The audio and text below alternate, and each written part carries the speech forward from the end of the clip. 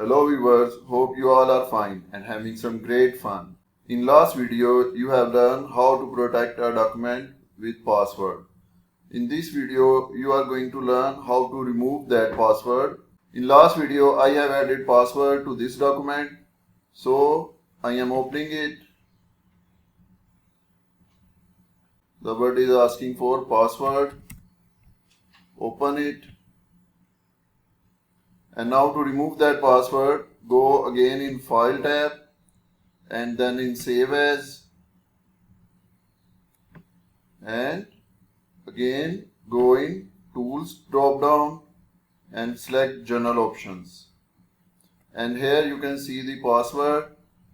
Just delete this and click on OK and then save.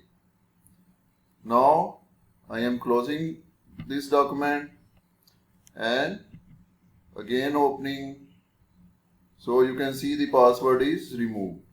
So this is how you can remove password from a document in MS Word. In the end, please like and share this video and subscribe our channel. Thank you.